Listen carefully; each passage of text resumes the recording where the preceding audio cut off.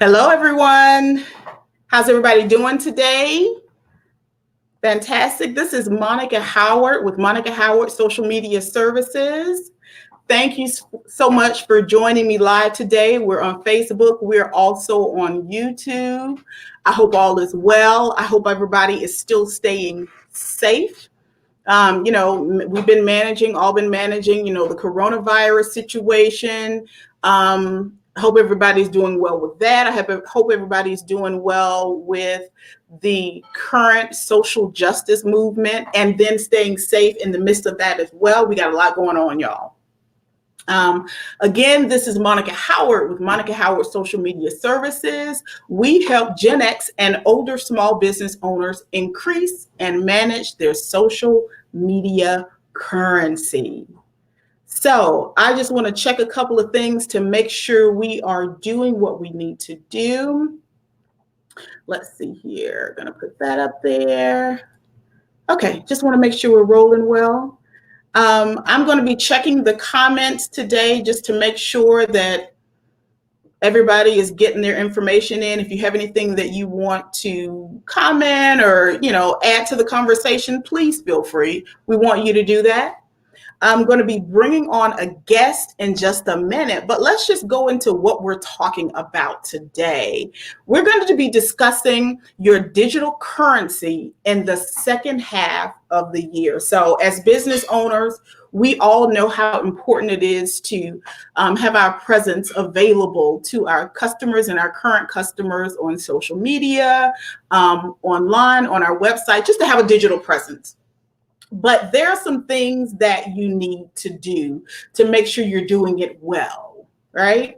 So I'm sure everybody had a plan, or at least you thought about making a plan. Back in 2019, we had 2020 coming up. We were really excited about those things that were going to be taking place. And you made a social media plan and you said, okay, I'm either going to update my website or I'm going to get my website going in 2020. We're going to do these things. And you had these, you had everything in place and you had your goals created.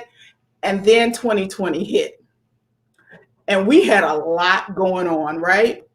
We had a lot of things that we had to deal with. We had a lot of things that we had to manage. I get it. I was right there with you.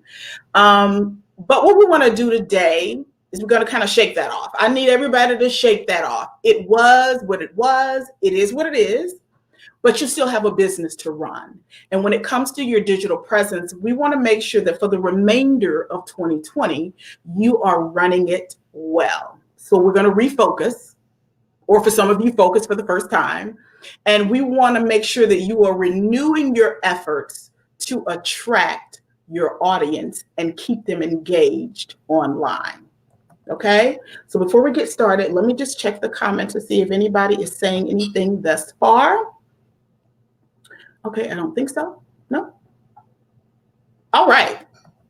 So let's do this. I want to bring to the stage my guest for today. Hi, Kim. Hello. Jan.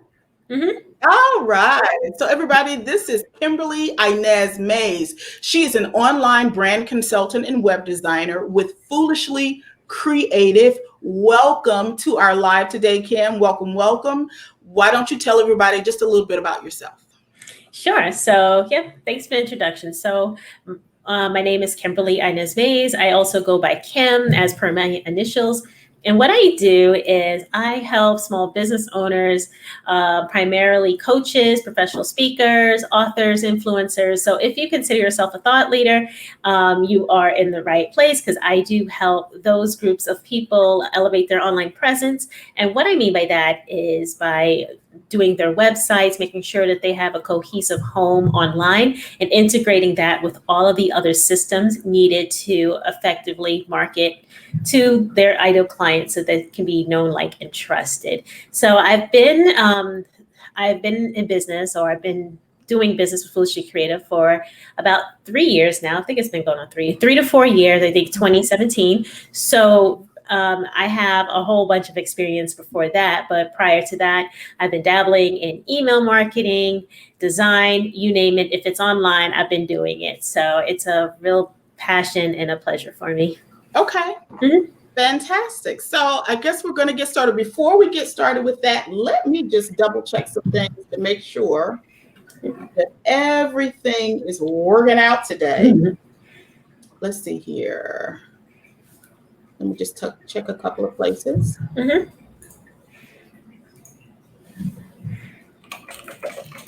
Okay, great. That's where it needs to be. And let's also check. Just give me 1 second, guys. We had a little bit of an issue yesterday. I'm sure some of you all know, but I'm just trying to make sure we are doing what we need to do in the place we need to be showing up here today.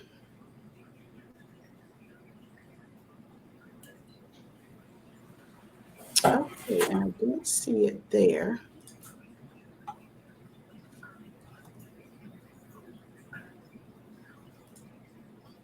Okay, well, it says that we are. Okay, one more thing.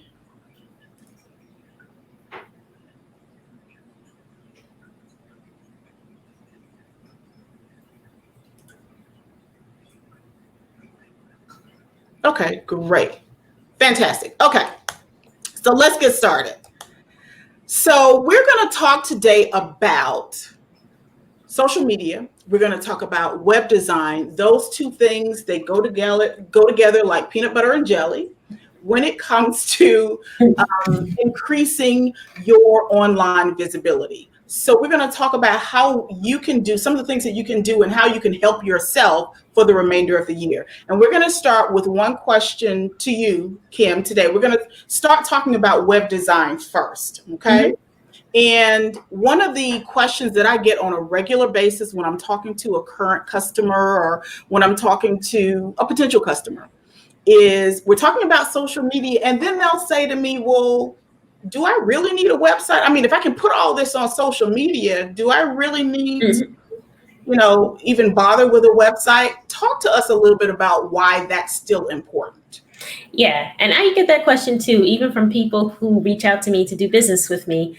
And it's funny that, that question keeps coming up, but I think it's kind of a good one to answer because social media and websites, they play together nicely, but they have two distinct purposes. Social media, I see it as it's a way to engage with people, to socialize really. And then the website is really your online home for your business. So your website, you get to really control what is being displayed there, what is being put out, because a lot of organizations, especially if you're applying for grants, speaking opportunities, if you are asking for services that are over a certain price point, people want to vet you. People want to say, hey, is this a legitimate business? Can I know, like, and trust this business? Can I give them the money? And even if they find you on social media, they're going to go back and say, all right, well, they're asking for this program, they're asking for this price. I never heard of this business. Let me go check them out. Right. So really, I say your website is central and is so powerful because it's a marketing tool. It's not something to just be displayed as pretty, but it's really giving you the opportunity to talk to people who would be great fit for you to help. Absolutely. And you know what? Here's what's interesting. And any business owner who has applied for PPP, who applied for the EIDL, part of that process was they wanted to vet you. The government was vetting you guys. So if you went through that process, one of the questions on the application was, what is your website address? Where are you online? So that was a part of their vetting process as well. So very good points on that. Absolutely. So let me go to this next question. And you know what, before we move on to that, let me say this as well. As far as that's concerned, guys, we are in 2020. And a lot of times now, when someone is looking to do business with you or purchase from you, purchase your product or purchase your service, especially if they find you on social media, they're going to go and they're going to look at you on social media. They're going to go to your page and, see if you're really current on your information and, see if you filled out your profile correctly and have information there. And they're going to do all of that on Facebook. But if they are really interested in you as a company, they're going to then go to your website. That's like the second step. Okay, well, she's got a Facebook presence. She's got an Instagram presence. Let me dig a little bit deeper. When they're ready to dig, they're going to go to your website. And so you want to make sure that extra layer, that website is where you're really going to present yourself. There's only so much you can do on Instagram. There's only so much space you have on Facebook. But when it really comes to your digital home, you really need to have that presence with your website. So make sure you do that. But let me go on to another question. And this is a question for me too. I want to know, Kim, as far as aesthetics are concerned, give us one or two ideas about like website components that people tend to forget about or genuinely don't know they should have on their site.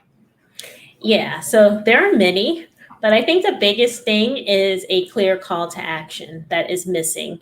And you have to remember, just because you look at your site and you probably visit it several times a day doesn't mean that your visitors are doing the same thing. Actually, they only will spend about 6 to 10 seconds before deciding to go elsewhere. So they need to know upfront what you do, who you do it for, why should they stick around, and more importantly, what's the next step. So that should be high on the screen before they need to scroll down, so that they get it instantly and will stick around to look. And another thing that's really important is just having some way to collect email addresses, having some way to keep in touch, because a lot of times people will visit a site and they won't come back. Even if they see something they like, unless you're running some sort of blog that they are really interested in, you're publishing frequently, the chances are that once they leave, they're not going to come back. So having an email address and opt-in form will allow you to keep in contact with them, and just making sure that you establish that relationship beyond that that session. So I say those are the two most important things: is just having a purpose, having a clear call to action, and having some kind of way to extend the relationship beyond just the visit. Okay, and I'm taking notes. I hope you all are taking notes. If you haven't figured it out by now, she's giving away some really good gems. So make sure you're taking notes on this. Now, I do want to ask you a question. I want to clarify something. I know you talked about having a way to get people's contact information, so that that form. I just want to clarify, though, you're not talking about, as you remember back in the day, and we still have it sometimes, there was that form on the website that you would actually go to a contact us page, but you're not talking about that, correct? No, I'm not. I'm talking about an email opt-in. So this is before they are ready to buy from you. So let's say you are giving away a free PDF downloadable of whatever, your business does. You give away a little bit of information in exchange for an email address. And this is called a lead magnet.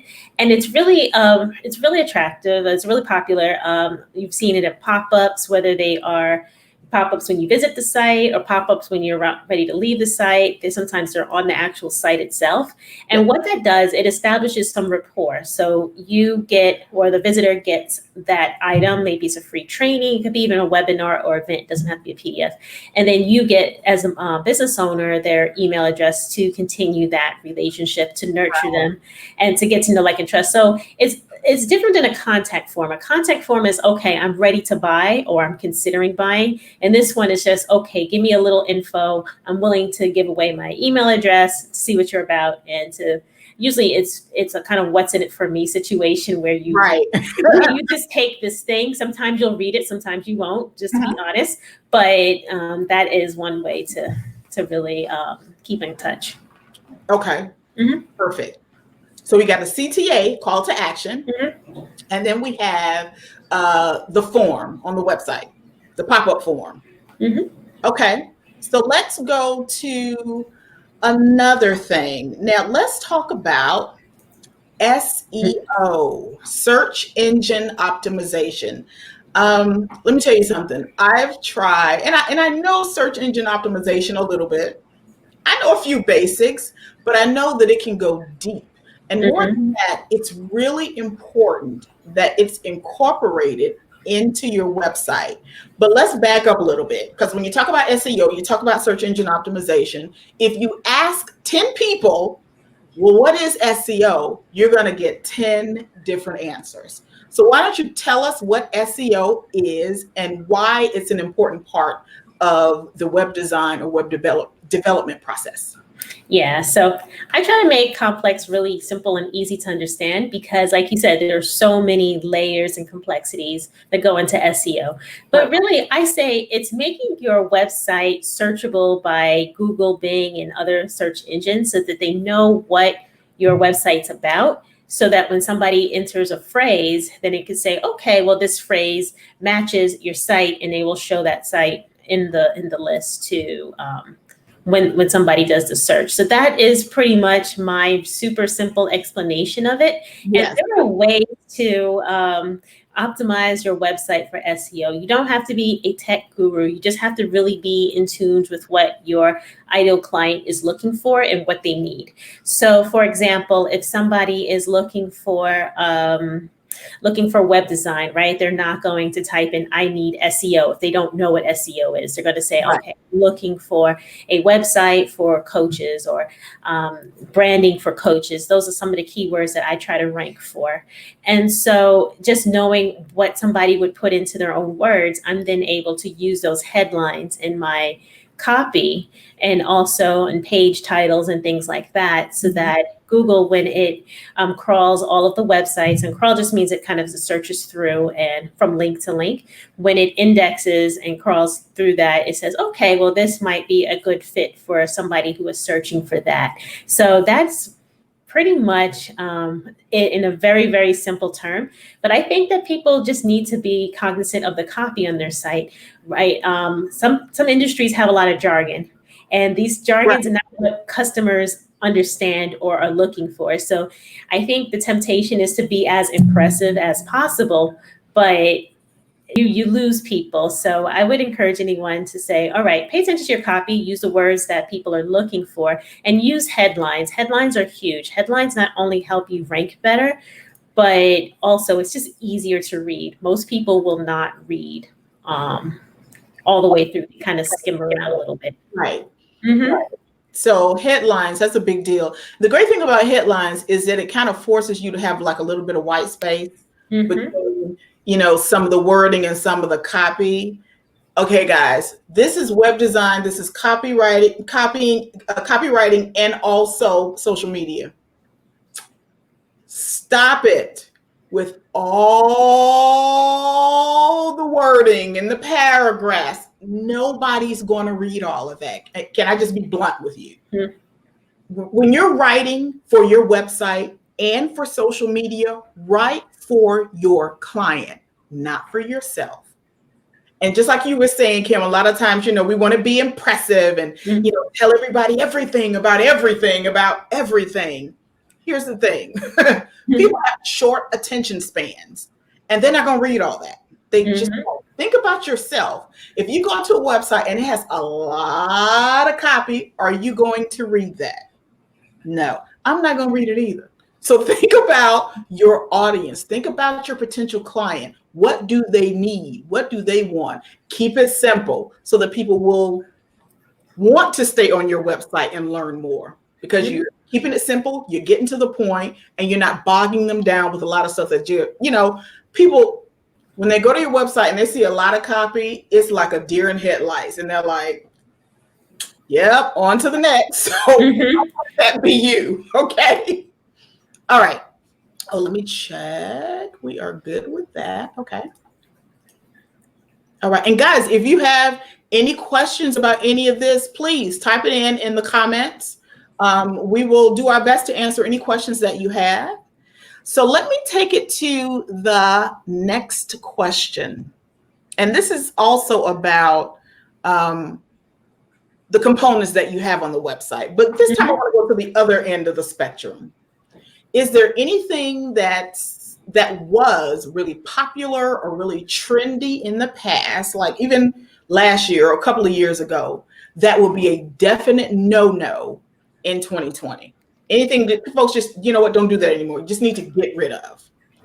Yeah. So I think it was always kind of frowned upon a couple of years ago to have too much on the page, too much flash. But even more so now, I see the trend going to more simple, basic page.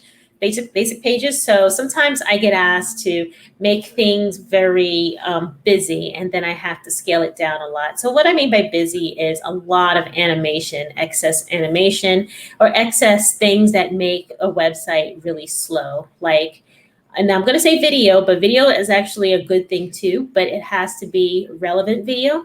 Mhm. And it also has to be video that's not going to slow down the loading page. So there's ways to host a video elsewhere so that the rest of the page can load. And I think it's just a lot of like flash, and I think they're moving away from shadows and gradients, but everybody's design choices are different. What I kind of recommend is just having a singular focus on the page, and you can do whatever you want with it. But yeah, I think if there's just too much stuff on the page, too many buttons, too many things to press, that definitely does take away from the functionality of the site.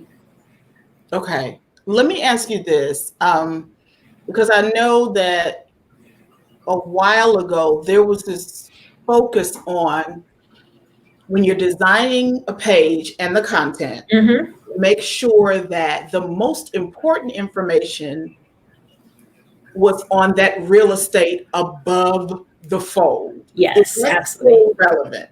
Mm-hmm. Okay. And it's still important, especially because I don't have a stat in front of me, but I would say most of the times things are viewed on mobile. So it may look great on a wide screen because you got all that space, and it doesn't take a lot of effort to scroll down. But when you're on a mobile device, you don't want people's thumbs to get tired because they're not going to scroll through everything that you have.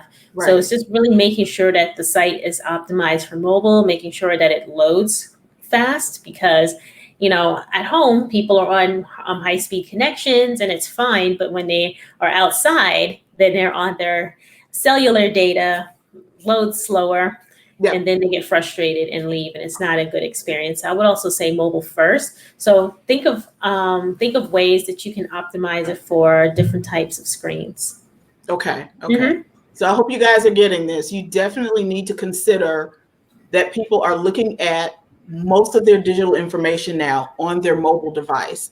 So before you step out there and try to design your own website, consider, do you know how to make that manageable? Do you know how to do that piece? Do you know how to make sure that they are seeing what needs to, because it's not just as simple as let me create a website and then it'll look good on somebody's mobile phone too. That's not how this works. So if you need to reach out to Kim to help you, I'm going to put up her contact information in just a few minutes, but yeah. Okay. Make sure you're taking notes. This is good stuff. This is good stuff. Okay. Let me ask you this, and this is kind of social media and this is web design. What mistake do most people make when they're attempting to integrate social media into their website?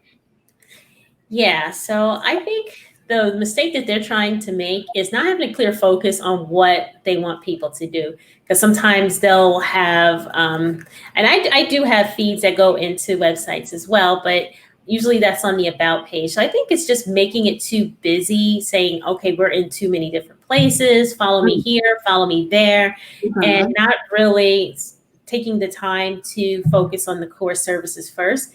They may be after those vanity metrics. I think that we had also talked about too. That it's like, oh, follow me. And that should not be a call to action, because I mean, yeah, they can follow you, but that doesn't necessarily do anything. So I think it's just putting it, overemphasizing it. You definitely want the shares now if you have a blog or something, but the follows could be towards the bottom, or just contact us, things like that. But I think if it becomes more of the focus to get the likes, that's probably a mistake. Yeah. Agreed. Yeah. Yeah. So, I mean, and there was actually a couple of times when I have a customer, I'm not only looking at their social media, but yeah, I'm going out and I'm checking out your website. I'm seeing what you got going on. I'm seeing how you've integrated those two things. And one of the things that I notice, which I'm always surprised about, is people don't check links. So they'll put the Facebook or the Instagram icon up on their website and didn't bother to connect the two. Mm-hmm. So when people go to your website, yes, guys, if you have a Facebook page, they're going to click it. And if it goes nowhere or goes to a this is not working page, then that lends to the credibility of your business. So make sure that's always working when you're adding those social media connections and integrating those things. So now we're going to kind of shift gears a little bit. Let me just check the comments, make sure. Okay, and again, guys, if you have questions, please send them in. We will answer them for you.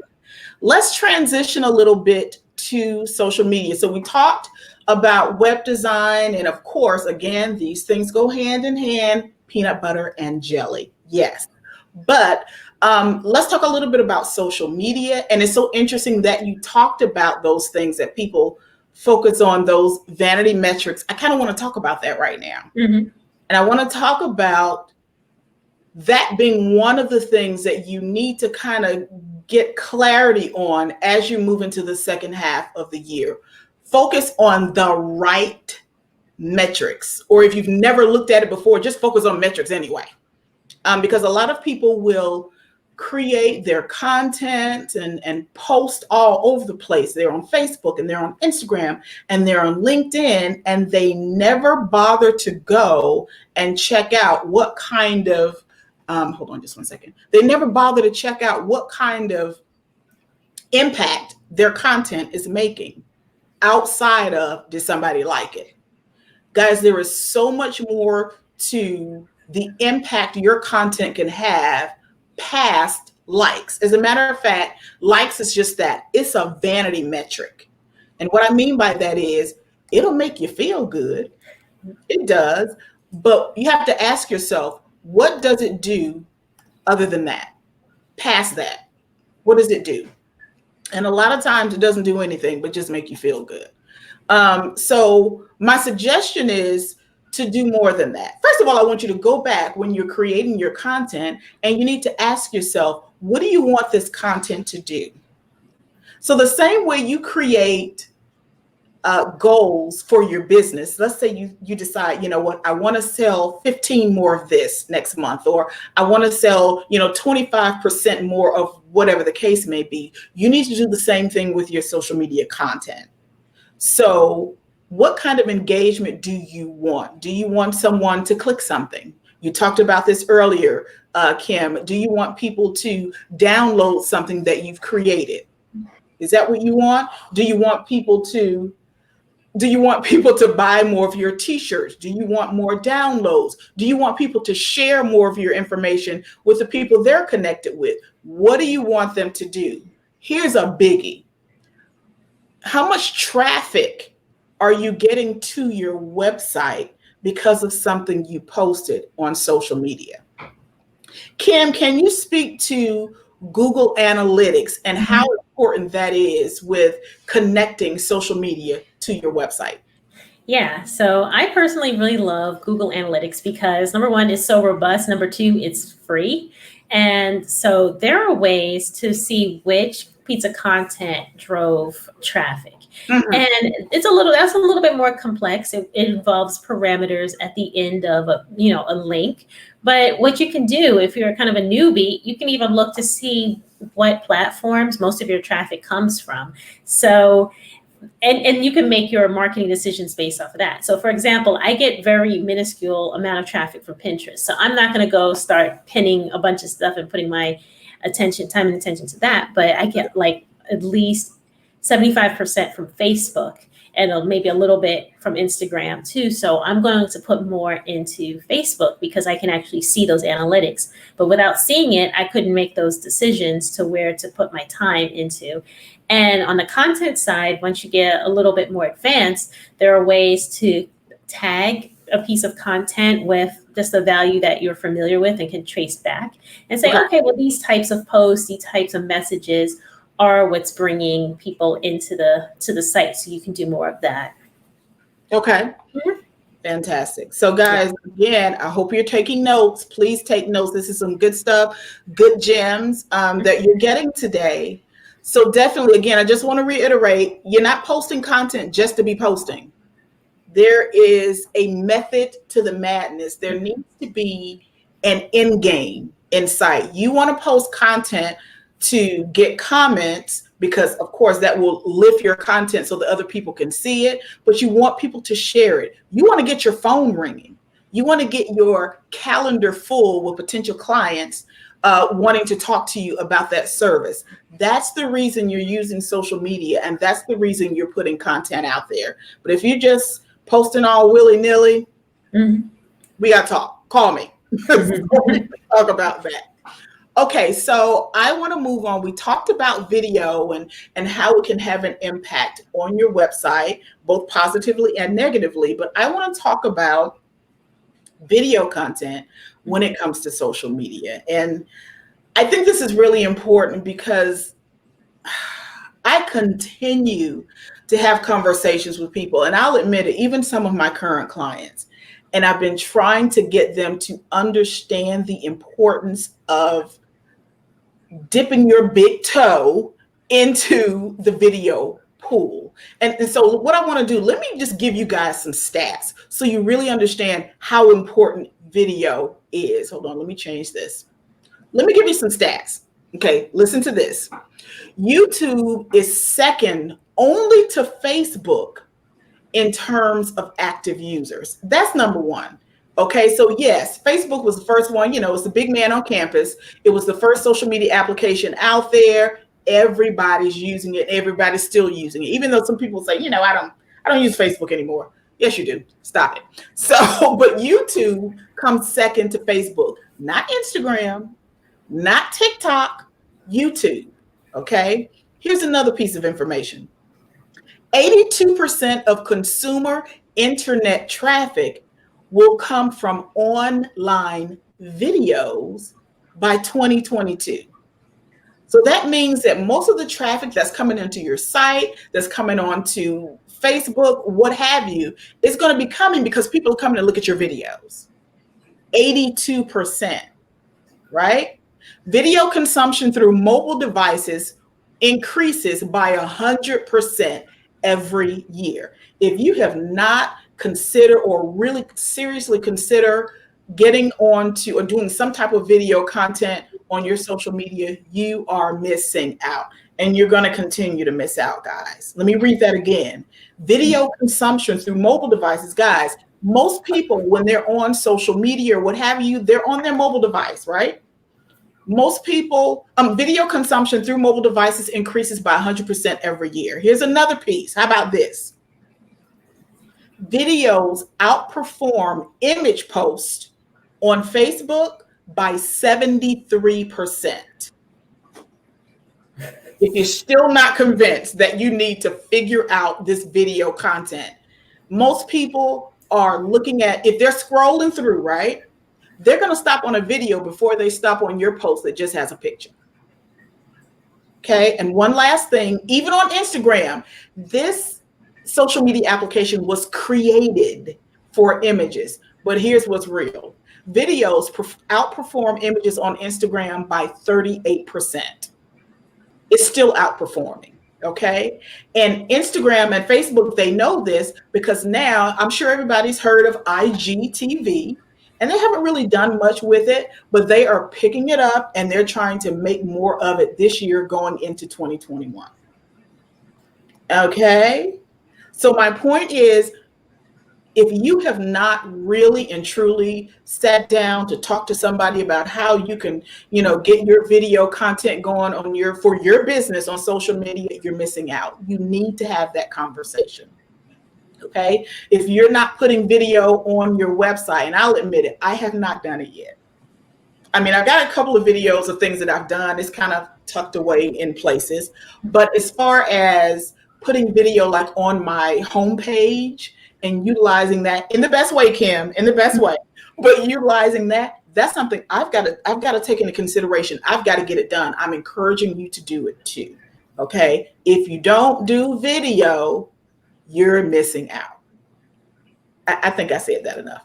Okay, so make sure you are in that. Let me check the comments. Okay, Shawnee's saying, I'm so glad.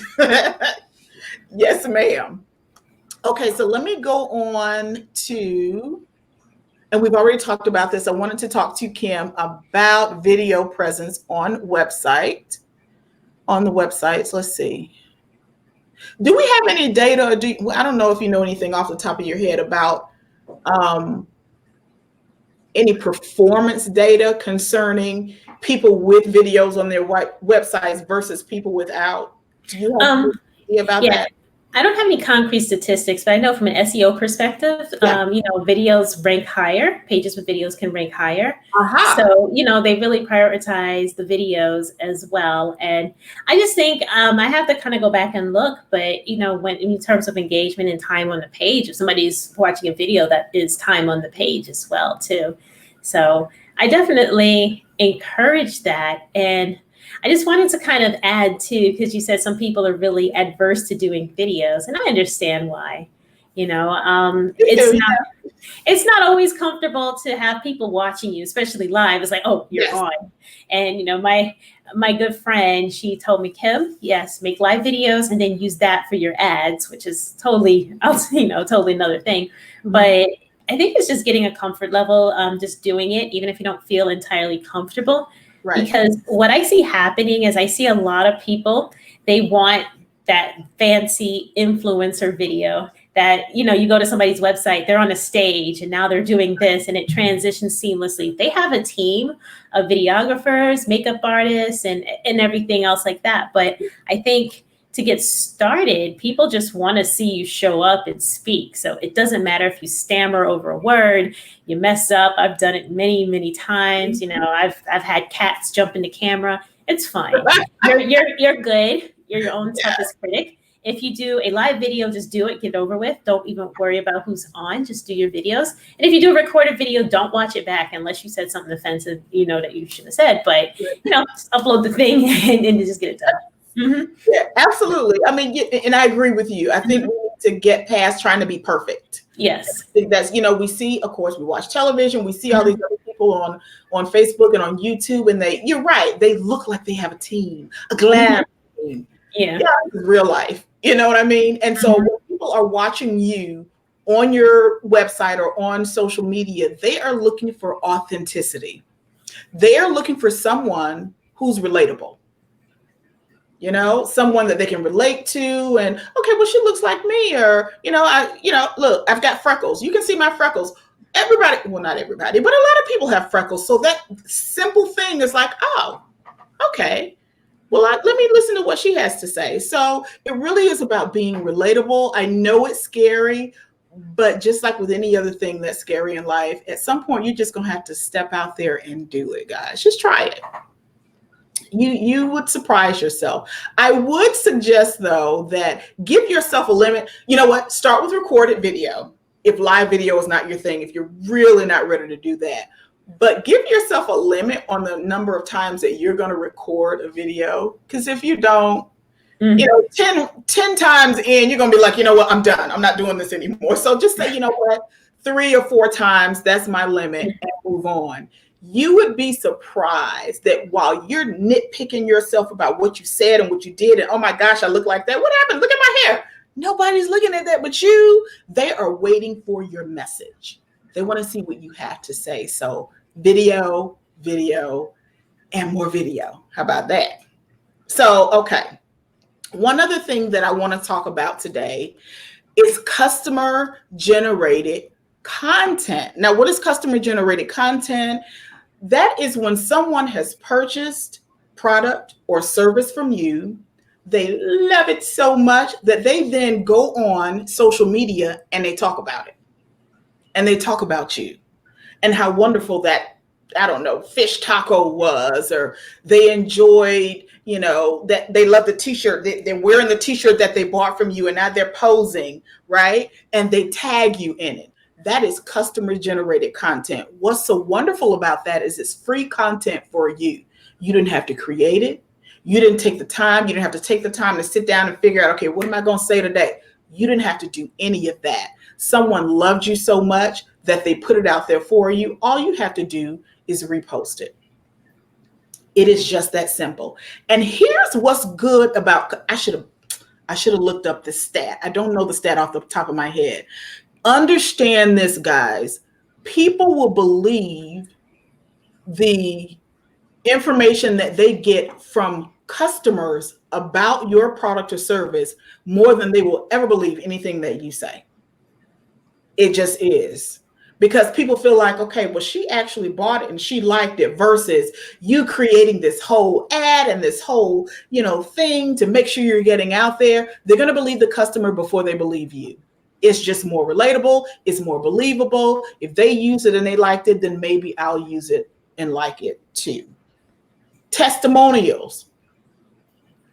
Talk about using testimonials on your website, Kim, because you definitely need to do that. Yeah, it's a huge form of social proof, and it's invaluable because think about the last time you bought something super expensive. You either went on YouTube, you look for reviews, or you look for testimonials. I get asked for testimonials all the time. They're on my website. People still ask me about them. It's so important that people want to understand that you made someone else happy first. Yes. And yeah, it's invaluable. And I think just asking for testimonial is something a lot of people miss out on. So after you deliver a product or service, say, hey, would you mind giving me a testimonial? I've gotten a few people to give me a video testimonial, and a written is just fine too. You could put a name and a link behind it, especially if you delivered a service. So that's huge. And something cool that one of my clients is doing is she is selling coloring books to adults. So she has a contest every month for the person who colors one of the pages the best, and she'll pick them. But what she's doing is she has people send it in, and she is posting their submissions. So it's like, okay, people are using this item, they're loving it, and I think it kind of induces a little FOMO too, because people are fear of missing out. So it's like, oh, they're having a coloring party, I want in. Right. So I think it's just being creative and using your community to, especially if people like you, just using your community to your advantage. Absolutely. And that's the thing. That's a great word, community. Mm-hmm. Because when you use your customer generated content, when you have people that are sending things into you, you are building a community around your product, around your service, and around your business. These people will talk you up even if you didn't ask about it. Mm-hmm. Okay? So that's a great point, Kim. You can use that to build community. So here's just a small suggestion. When you are putting things out there, when you're selling things either in person or online, create your own branded hashtag that you can use on Instagram. You can also use it on Twitter. We even use hashtags now on LinkedIn. Don't worry with using it on Facebook because Facebook doesn't use it to index any information. But absolutely create your own branded hashtag. That way, when people are buying your product, buying your service, they're talking about you online, they can use that hashtag, and you can use that when you're retweeting it or reposting it as well. So to make sure you're doing that. That's building community and getting all of that information out there. Okay. Well, I think that's all. Let me check the comments. Okay, Tracy, you say you're pretty comfortable in front of the camera. Fantastic. Hello, Virtual Connect Coaching. Yes, ma'am. All of this. He has some great information today. Kim, thank you so much for joining me today. I appreciate you gave us some gems today. Thank you so much. So, Kim, what's the best way to contact you? So listen, guys, if you need a website, listen up. Yeah, so the best way to contact me is two ways. So it's through my website, foolishlycreative.com. Okay. And then there's a button that says get started. So I offer complimentary discovery sessions where we talk about your business and ways that we can help. Also, if you just want to email me directly, I'm fine with that. So it's Kim, my first name, Kim, at foolishlycreative.com. And, we can schedule something as well. So those are the best ways to get in contact with me. I'm checking my emails all the time. So I'll be sure to respond back quickly. If you want to follow Kim, you can follow her on Facebook. I'm putting all of her contact information into the comment section. Make sure you're writing this down or jotting this down or just copying it. So that's her Facebook information. Here is also her Instagram information. So make sure you are, okay, hold on. Did I do that right? No, I didn't. Let's get Instagram. Hold the phone. There we go. There we go. So there is her Instagram information. Make sure you connect with her there. Kim, you also have a free resource for everybody that's online today. Tell us about that. Yeah, so a while back I had talked about just creating the right content and the right copy for those who are looking to work with you or who would be a good fit. So I have my free Shine Online workbook, and it's targeted towards people in the thought leader, coaching, influencer space. But it could be for any small business. And what it does, it asks you those hard questions like, okay, well, when they go to your site, how do they know it's for them? Who are you targeting? What are their pain points? And it forces you to kind of write it down. Yeah. And then it shows you where to place it on your website. And it can be used outside of your website too, but it shows you where to put on your website so that if you're going to make an investment, you're doing it yourself, you hiring somebody, you have this information ahead of time. And then I also have bundled into that a resource guide. So I'm constantly updating. So it's not one of those lead magnets that you have sitting on a shelf or on your computer or whatever. I'm constantly updating this thing with resources that people need, like CRMs and tools and just things to get started. So it's all there. It's in a portal. You can log in anytime and get it. It's not going anywhere, and it's absolutely free. Fantastic. So guys, please reach out to Kim if you need some help. You need ideas about your website. You know, you need to get a new website going, all of that. Yes. Great, Dexter. Please reach out to her. Dexter said he needs to get a quote. Awesome. So, and make sure you download her resource information. As far as I'm concerned, you guys can reach out to me via email. I'm going to, again, put this information into the comment section. My email address is ma@monicahoward.sm.com. You can also reach out to me or follow me on Facebook and Twitter too. I don't spend a lot of time on Twitter, but you can get to me there on both of those. Monica Howard SM. That's Facebook, that's LinkedIn, and actually on Instagram. I spend most of my time on LinkedIn. So please reach out to me there, connect with me there, Monica Howard 1 on LinkedIn. But you can also reach out to me or find me on my LinkedIn company page. It's just under Monica Howard Social Media Services. Please do that. I do have a resource, a free resource for you guys today. I don't know about you guys. I know we've been talking about the whole Aunt Jemima fiasco. And interesting enough, it brought up a conversation with a couple of people that I know about the fact that as content creators and as creatives, sometimes we are not able to find, if you have a diverse audience. So if you have a diverse audience with Black folk and brown folk, sometimes it's hard to find some stock images, some relevant, current, beautiful stock images of people of color. And you struggle with that. And it takes a long time. So I created a resource of several websites that you can go right to. Some of them are free. Some of them do have a small fee attached, but nothing's outrageous. I'm going to put that there for you guys. So if you want to get that, instead of spending half a day looking for some images, you already have a list available to you. As always, follow me on Facebook. If you're on my Facebook page now, please follow me. If you're on my YouTube page, please hit the subscribe button and then hit the little notification bell right next to it.